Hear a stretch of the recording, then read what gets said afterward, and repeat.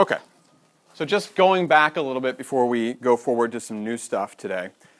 We were talking about enzymes, and we were talking about how enzymes speed up biochemical reactions. And again, enzymes don't alter the reactants, they don't alter the products. All they do is speed up the reaction by lowering that activation energy barrier. So that's key for it. The way that they interact with the reactants in order to lead to a reaction is by having the reactants or the substrate interact with the active site of the enzyme. So this is key to understand. You should be able to identify the parts of this reaction. So substrate, active site, enzyme, products. You should really understand those terms and what they are referring to. Because today we're going to talk about other things that interact with the active site and how that can change reactions. Okay, so enzymes, because they will lower activation energy barriers and allow reactions to go forward more rapidly at normal temperatures, they have a huge control over what reactions occur inside an organism. Most reactions, and I think I've said this before, most reactions, the activation energy barrier is so high that that reaction is realistically not going to happen on its own without an enzyme present. So this is something you're going to look at in your labs this week, or last week if you've done it already, where you're going to look at what different things like pH and temperature and concentration will do to reaction rates. Because you are manipulating the enzymes, you are manipulating the reaction rates. So cells can take advantage of this, and they have to. So enzyme activity has to be regulated so that you can regulate the reactions that go on inside of an organism. If there was no enzyme regulation, there'd be chemical chaos. Every single exergonic reaction that could go forward would go forward all at once, and this would be disastrous for your metabolic pathways. You wouldn't be doing the right process at the right place. So in order to regulate metabolic pathways, cells can regulate enzymes. So they don't have to regulate the reactants, they only have to regulate the presence or absence of the enzyme or the function of the enzyme. One thing we'll talk about later on in the semester is this first part of how they might regulate the enzyme by switching on or off the genes that encode the enzyme. So this is actually regulating the presence of that enzyme by either turning on the production of it or shutting down the production of that enzyme. And again, we'll go into that later on this semester when we get to protein synthesis in a little more detail. The other way that we'll talk about today that reactions can be regulated is by regulating the activity level of the enzyme.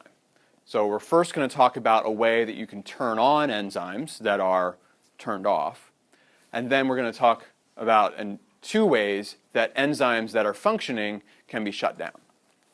That's really this part of this chapter's take-home points. So regulating an enzyme will regulate metabolic pathways in your cells, and so there's different ways of regulating them. Okay, the first way is through something called a cofactor. So enzymes, enzyme proteins, are often these large complexes. They're really long strings of amino acids that have been intricately folded into a shape to give them the right function to perform a task. Sometimes they're embedded in things, they're embedded in membranes. Takes a while to get them situated in the right location to do a reaction. So it's actually fairly challenging for your cells to regulate reactions by regulating the presence or the location of the enzyme itself. So instead, they're going to regulate something that's a little bit easier to control, like a cofactor. Cofactors are typically small. They might be metal ions, they might be like zinc, iron, or copper, or they might be vitamins, so also very small molecules like B1, B2, B12, folic acid, vitamin C. And what a cofactor does is that it takes a protein or an enzyme that is inactive, and the cofactor will activate it. So this cofactor here is actually becoming part of the binding site or the active site of the protein. So without it, this protein won't do anything. So it's actually very much easier for your cells to regulate the cofactor, which is a small molecule that can just be either excluded from the cell or allowed to rush into the cell in a process we'll talk about later today. Or it can be contained in a vesicle. It can be very easily moved around, whereas the enzyme itself, which is a much larger molecule, would be harder to control. So controlling cofactors controls your enzymes.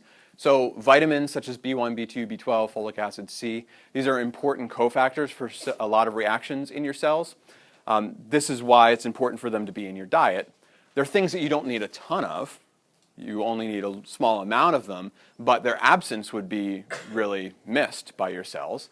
This is why sailors used to get scurvy, so they'd lack vitamin C. They wouldn't have enough fresh fruit on their voyage, and they wouldn't be able to get the right vitamins, so then some of the reactions in their body would not occur properly. So they would have issues with that. So we now take vitamins. If your diet is deficient in these vitamins, you can take a multivitamin, and that provides you with plenty of cofactors to regulate your reactions in your cells. Okay, so cofactors turn on inactive proteins, and by regulating the cofactor, you regulate the activity of the enzyme. Okay, the opposite also occurs, where we have things called enzyme inhibitors that can shut down an otherwise functioning enzyme. And there's two kinds of enzyme inhibitors I'd like you to know the difference between: competitive and non-competitive inhibitors. So here's a normally functioning enzyme. It has an active site, the substrate binds to the active site, and a reaction occurs. In a competitive enzyme inhibitor situation, the inhibitor is a molecule that can bind to the active site and block the substrate from binding. So it can actually get in the way of the substrate binding to the active site. So it binds to the active site of an enzyme, preventing it from binding substrate. A non-competitive inhibitor, on the other hand, would bind to another portion of the enzyme, causing the enzyme to mutate, and in that way preventing the substrate from getting to the active site. So I have a little video that I want to show you, and we'll come back to that slide in a second. So this is from YouTube, and it's just a video of inhibitors. So here is a enzyme, there's a substrate, there's the active site of the enzyme. The substrate is going to enter the active site. The reaction is basically splitting the substrate in two, and then the products are going to leave. So that's the normal reaction. Substrate enters the active site, reaction occurs, products leave. So the first situation is going to show you a competitive inhibitor. So now here's your competitive inhibitor. It's going to enter the active site and get in the way.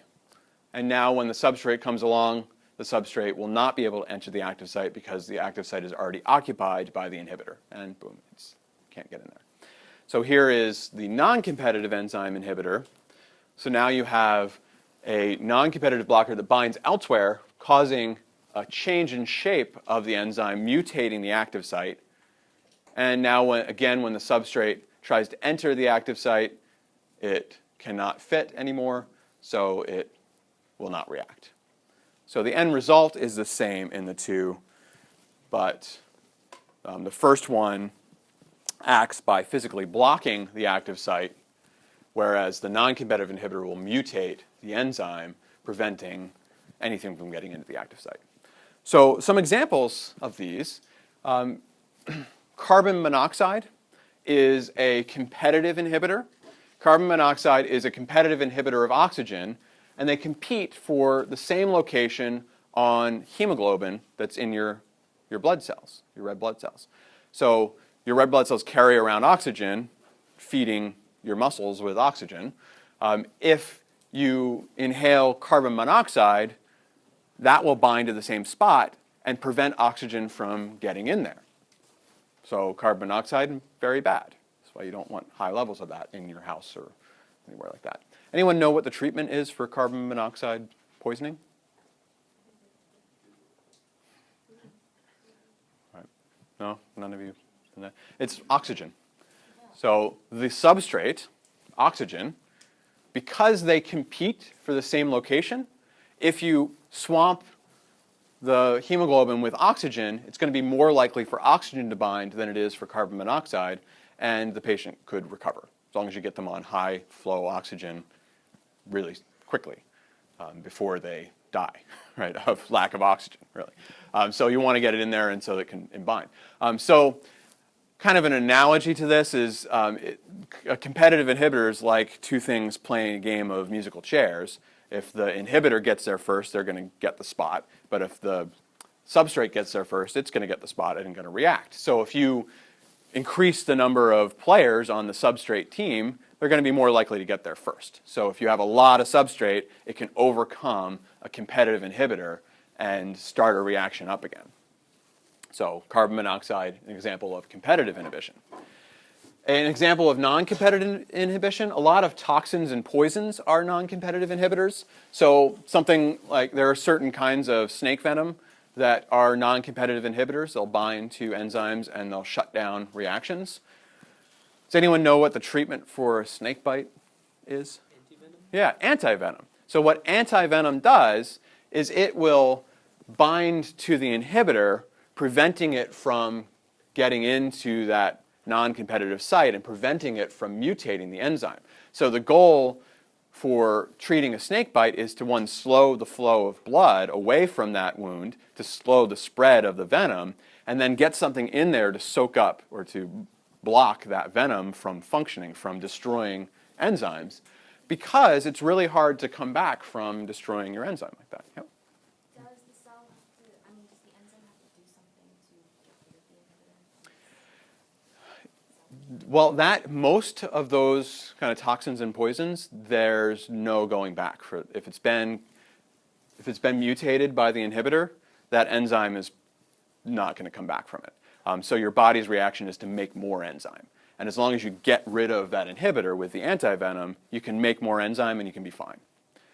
So as long as you get that treatment soon enough before it becomes so critical because they can't do the reactions that they need to do, then that patient will be fine. There are other cases, and we're going to talk about one later, where your cells actually use this process that is reversible, and it can actually pull the inhibitor off the site and the enzyme will go back to functioning again.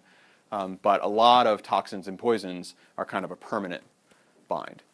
So how this is different than a competitive inhibitor in terms of my musical chairs analogy, in this case, a non-competitive inhibitor, instead of competing for the chair, they're knocking over all the chairs, in which case it doesn't matter how many substrate molecules you add, because they're playing dirty, they're still going to win because they're stopping the game, right? Their goal is to stop the game, not to win the game. So the inhibitor can still get to this site no matter how much of this you have. So adding extra substrate will not overcome a non-competitive inhibitor. What will is getting rid of that inhibitor, so binding it up, like with an antivenom. Okay. So do you get the difference between competitive and non-competitive? Competitive binds to the active site. Non-competitive just mutates the active site by binding somewhere else. Okay. Well, the different things, yeah.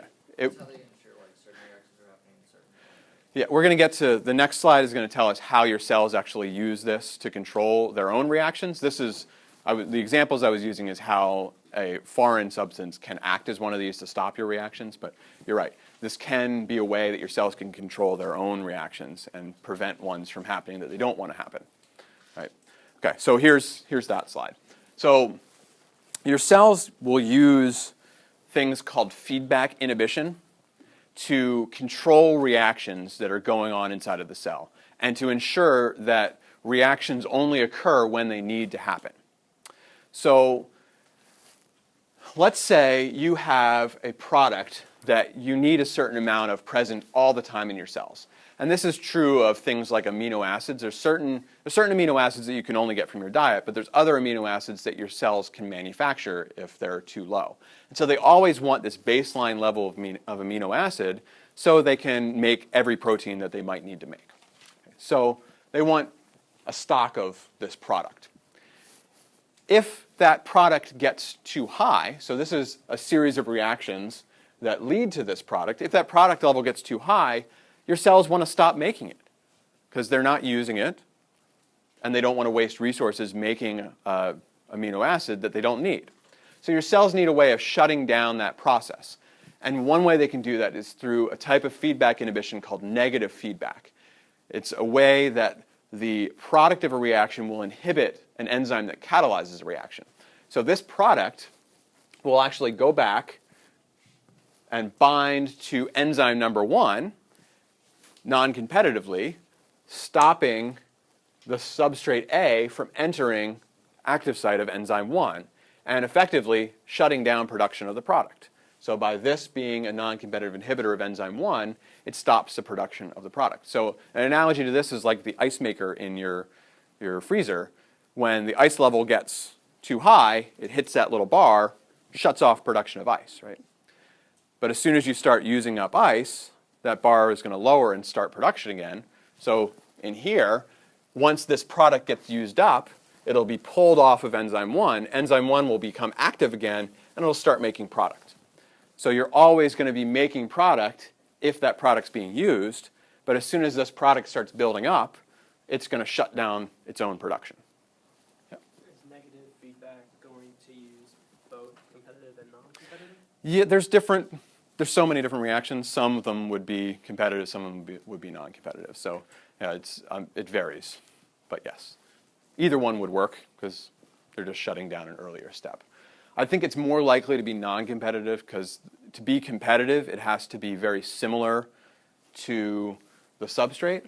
And so oftentimes your product is fairly different than the substrate. But there are plenty of cases where it might be. All right, so this is negative feedback. There is such a thing as positive feedback where a product will actually enhance the production of the product. So it'll actually cause it to happen more rapidly. We'll talk about that kind of a little bit later on when we talk about protein synthesis. Yep. After you get a product, can you go back to the beginning and go through the entire system again or no?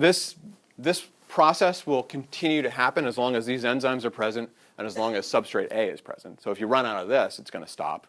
But if you have plenty of this kind of raw material for it, and these enzymes are all present, it's going to keep making product. And that's why the product stopping enzyme 1 is going to shut down the pathway. So can you go back to after it's already become a product? Well, the product's done. It's it's like an assembly line. So once you've, like an assembly line in an auto plant, once you've made the car, you're not going to send the car back to be made again, unless you made a mistake. But and this would be, if the lot fills up, you shut down the first step, and you're not going to make any more cars. Right? So it's just an assembly line in this case.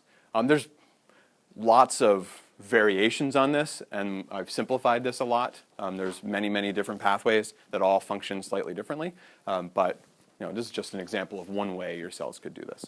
And again, when we get to the protein synthesis step, we'll talk about more specific cases of this happening, and I'll give you actual mechanisms for how this might work. What's an Okay. example of a substrate? So I was saying, a lot of amino acids are like this. So tryptophan is an amino acid that's produced, and tryptophan will shut off its own production if it's too high. So tryptophan's an amino acid that you can make, but it's also in food. So turkey has lots of tryptophan. So if you eat a big turkey dinner, your body's going to shut down its internal production of tryptophan because you've got tons. So you don't need any more. Yeah. But if you haven't eaten turkey in a while, you might be making tryptophan that you need to make a lot of proteins. So, okay. So that's enzymes. That's really the end of the enzyme section of this chapter. So make sure you review activation energy, how an enzyme functions, and then this is about control of enzymes in the end. Okay. The last part of this chapter is talking about transport across a membrane. And we started talking about this a while ago when we were looking at cells, and we were first looking at the plasma membrane of a cell. and we were looking at the phospholipid bilayer. Cells have membranes, but they need to be able to exchange material with their environment. We talked about this a little bit when we were talking about signaling and how they need to be able to communicate across that membrane, but they also need to be able to exchange material with their environment. And they need to be able to control this. They don't want just anything coming in through the membrane, and they don't want to just release anything out of the membrane.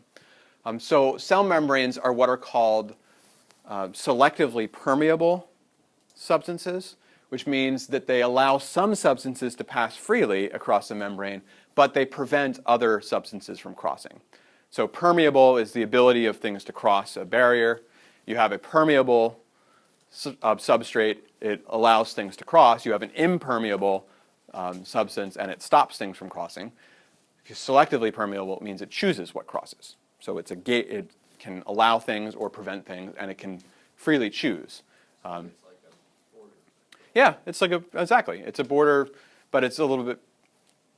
It's good at its job usually. So it will make sure that the things that it wants to get across and the things that don't. There are breakdowns in this process too, and that causes a lot of diseases, things like that. So your membrane is a good barrier because of this phospholipid bilayer having a nonpolar region surrounded by polar regions. However, it doesn't prevent everything from crossing. Things like oxygen, CO2, hydrocarbons, anything that's nonpolar or hydrophobic is going to freely cross that membrane with no problem. So it doesn't have a charge on it. It's not going to be attracted to the polar regions. It's going to cross without any issue. Polar things like ions and sugars, anything in water, things with a charge, however, if they start to cross that membrane, they're going to be turned around because they're going to be attracted to the partial charges on the polar side of the phospholipid bilayer. So do you remember what we said about how polar molecules like sodium or water get across a membrane? Like how? Yeah, so they're going to have proteins embedded in the membrane that allow for passage across. And this is how your cells regulate what goes across, is by these proteins actually being able to open and close, allowing things to cross or preventing things from crossing.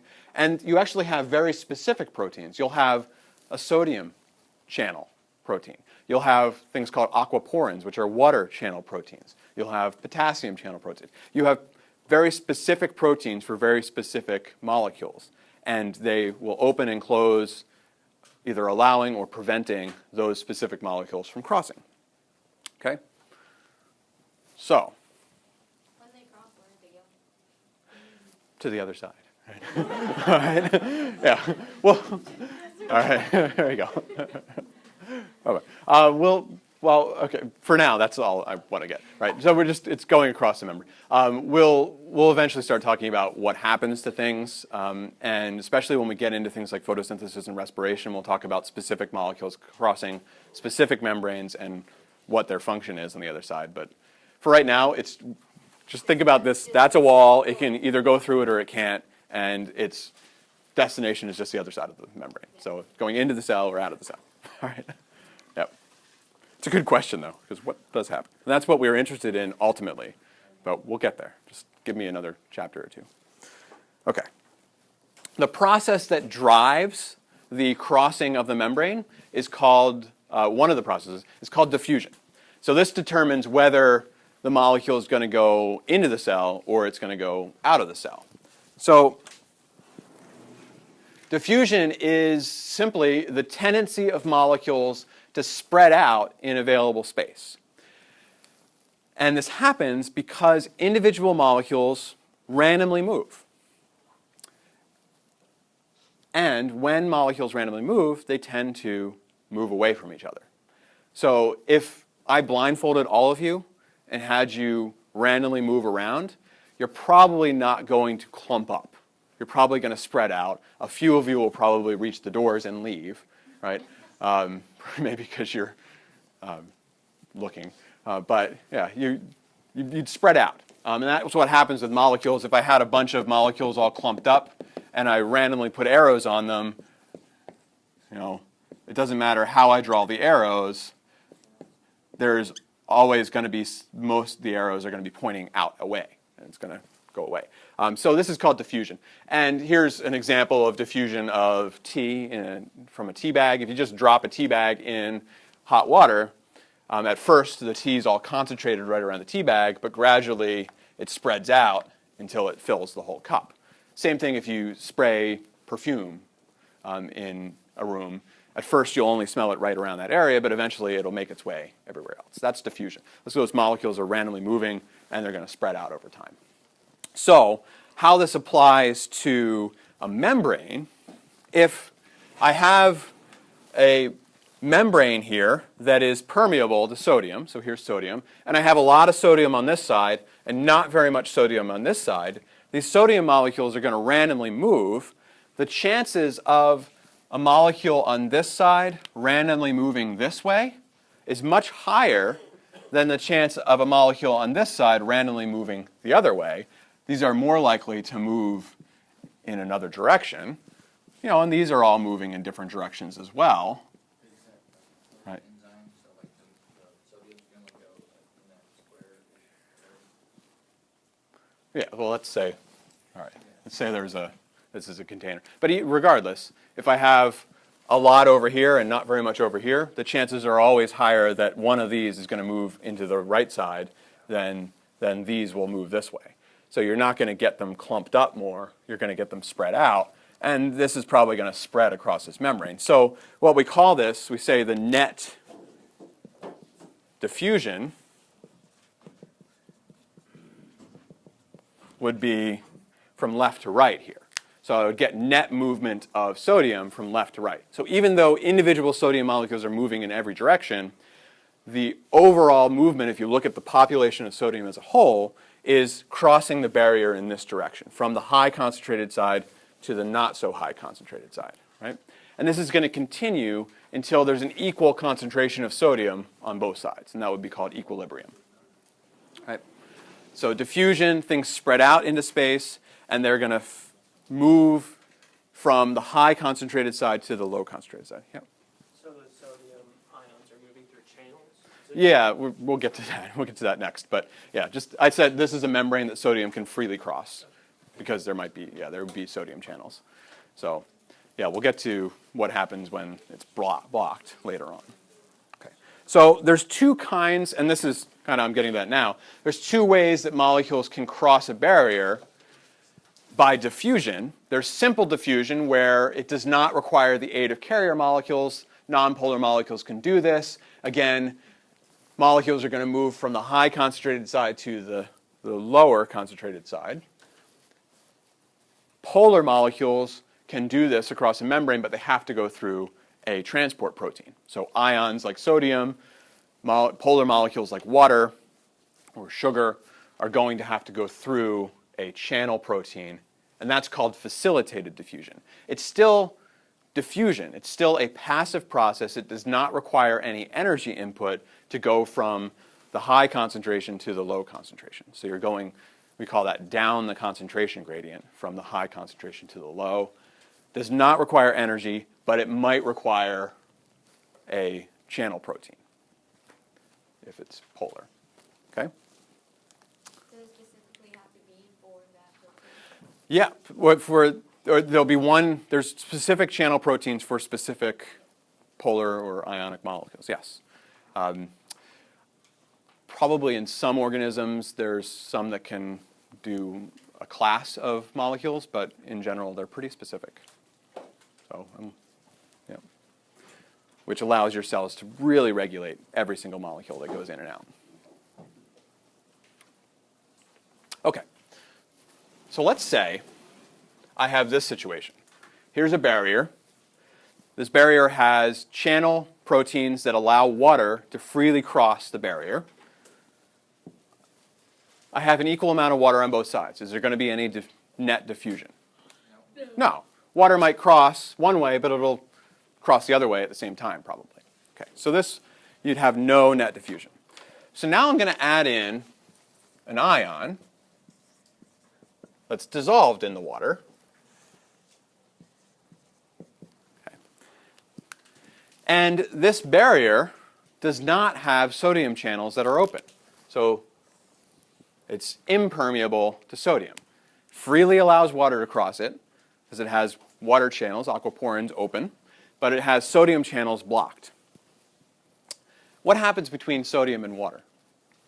Okay, they're going to bond to each other because of partial charges on the water molecule. So let's assume that it's a 1-to-1, which it isn't, but just for my example here. So now, this water molecule that is attached through a hydrogen bond to this sodium molecule, it now can't cross the barrier because it's tied to something that can't cross the barrier. So it's like you have a giant boulder attached to your leg. You now can't climb through the fence that you would be able to get to otherwise. So this water molecule is now prevented from going across the membrane. So now, if you look at the water molecules that are not attached to sodium, what do you think is going to happen to them in terms of diffusion?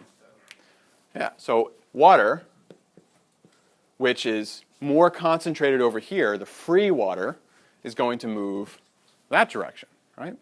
So I took a situation where water was equally balanced on both sides, and because I added a lot of salt over here and not very much over here, I've now caused water to move across the barrier in this direction. This is called osmosis. Osmosis is the passive transport or diffusion, it's diffusion of water across a selectively permeable membrane. This only occurs when water can freely cross a membrane and something dissolved in the water, a solute, is prevented from crossing the membrane. So in that case I had sodium. In this case it might be sugar or something that's dissolved in the water. Water will diffuse across the membrane from a region of low solute concentration to a region of higher solute concentration. And the reason is that the side with the low salt concentration, low solute concentration, has more free water. The side with the higher sodium concentration has less free water. So the water is going to diffuse that way. So there's another way to think about this. If this is a little confusing, the way I presented it this way, you can think of it that the water is going to move to equal out the solute concentrations on both sides.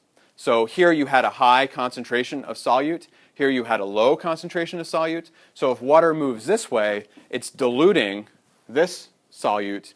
And because it's moving out of this side, it's concentrating this solute. So eventually they're going to even out and have the same concentration. Right? So there's two different ways of thinking about it. It's the same end result. Water will move from the side with less dissolved to the side with more dissolved in it. And it leaves the solvent? Or Yeah, so we're saying that the solvent cannot cross the barrier. If sodium could cross the barrier, sodium would have gone that way, right? But because we've prevented sodium from crossing and allowed only water to cross, water is going to go that way. And that is a key component to it. It only occurs when you prevent the solute from crossing. If the solute is free to cross, it's just going to diffuse. Yep. So and this happens in your cells a lot. Okay, so far? I have a question to see if you get this concept, but okay. So let's see if you can answer this. So why is this important? This is really what this question gets at.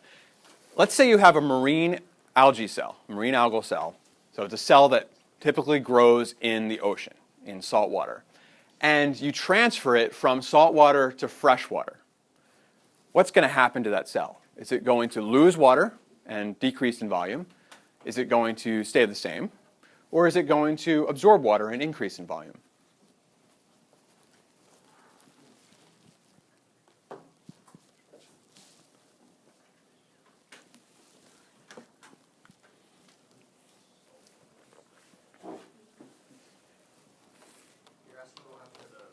To the cell. I'm asking what will happen to the algal cell.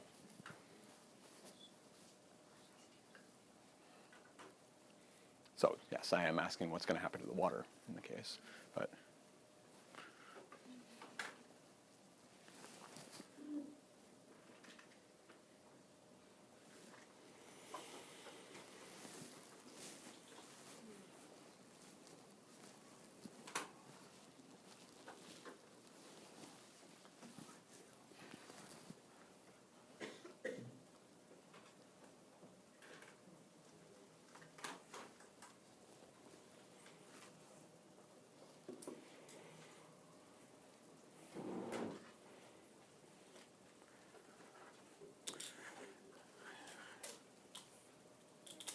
All right, we're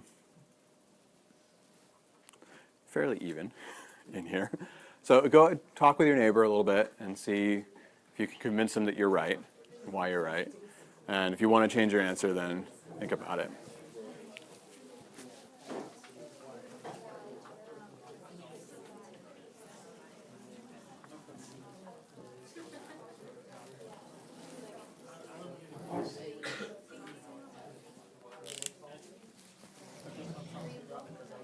Take something salt water, fresh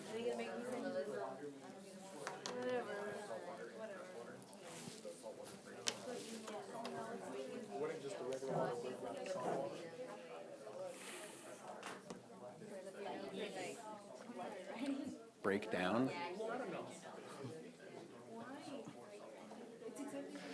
This is, to give you a hint, this is related to what we just talked about. All right, last chance to change your answer. Wow, all right. We've definitely come to a consensus, so some of you were very good at convincing your neighbors. Good job.